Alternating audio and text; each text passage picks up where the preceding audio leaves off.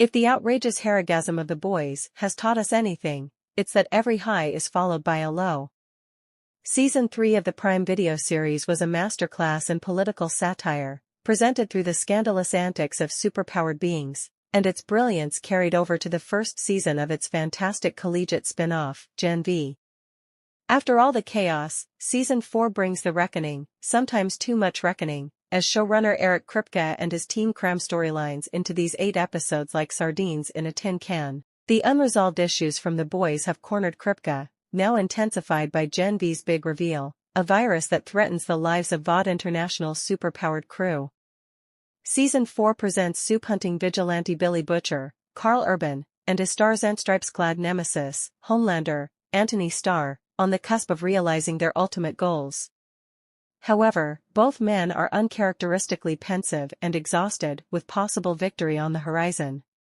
Urban effectively showcases a softer, more compassionate side to Butcher, who hacks up near-death coughs due to a throbbing, Temp V-induced tumor in his brain. Starr remains focused as Homelander continues fear-mongering his way to the top of Vought, and then the world, but he often finds himself staring into nothingness, overwhelmed by what comes next. There's no backpedaling from their rivalry with Butcher's days numbered, but the weight of their mutual destruction hangs heavier than ever. Season 4 of The Boys amplifies its critique of corruption, mirroring real-world political tensions, especially during an election year. Homelander's rise as a superhuman tyrant unmistakably echoes the January 6th insurrection and the resulting societal divisions. The series never shies away from identifying its antagonist, and showrunner Eric Kripke unabashedly parallels Homelander's methods to MAGA tactics. This is done without compromising the show's core values, as the unsettling parallels are too accurate to ignore. Homelander's threat to the United States is made overtly clear, ensuring even the most skeptical viewers understand his villainy. The season is shrouded in a heavy atmosphere of gloom and manipulation. Butcher's terminal illness renders him more subdued. Marvin Mother's Milk, Laz Alonso, takes the lead of the boys, yet struggles with his own anxiety. Homelander's mission to create a soup-first nation is complicated by his responsibilities as a father and the trauma of his past, with Ryan, Cameron Crovetti, now living at Vought Tower. Frenchie, Tomer Capone, longs for happiness but finds only pain. Annie January, Erin Moriarty, distances herself from her starlight persona due to her actions, and Huey, Jack Quaid, faces relentless challenges. This season, marked by the natural progression of the story, is not as high-octane as previous ones. While numerous character arcs reach satisfying conclusions, the pervasive melancholy can feel overwhelming. Newcomers in the 7 offer a brief respite.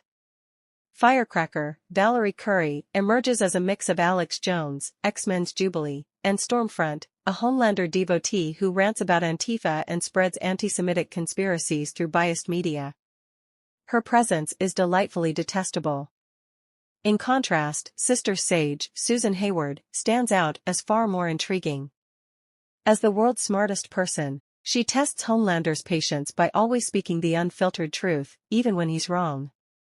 Firecracker, with her navy blue camo outfit, seems more like a prop, whereas Sister Sage's witty commentary on Homelander's god complex puts her at constant risk of an eye laser lobotomy, creating a much more compelling dynamic.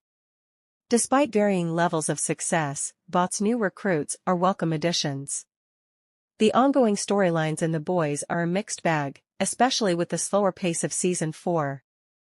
Frenchie and Kimiko, Karen Fukuhara, maintain their will they/won't they tension, but it's starting to lose its spark. Victoria Newman's, Claudia Dimmitt, involvement in Robert Singer's, Jim Beaver, presidential campaign hints at Vought's complicity, but this plotline is also growing stale. The Deep, Chase Crawford, continues his tedious journey of self-discovery, repeating the same patterns as he lets others define his worth. While none of these elements are poorly acted, the cast brings life to their exaggerated characters. The repetition of dilemmas from previous seasons highlights the need for fresher narratives in Season 4. Thankfully, the action sequences in Season 4 remain as thrilling as ever. Kripke and his team deliver their trademark WTF moments, featuring bloodthirsty, Compound V-fueled livestock rampaging and a heavy metal version of Hava Nagila playing during a chaotic fight scene. It wouldn't be The Boys without its signature extreme violence and senseless nudity. While the shock value might not be as intense this season, that unmistakable flagrant charm is still very much alive. There's a cathartic thrill in watching Annie knock the deep unconscious or following Kimiko on her revenge mission in Shining Light territory. The Boys doesn't lose its edge, it just eases up on the intensity. However, don't expect much from the finale, which feels more like an extended teaser for Season 5 than a satisfying conclusion. The psychological twists are there, but they don't quite match the high points of previous finales, such as the epic team-up of Starlight, Queen Maeve, and Kimiko against Stormfront in Season 2.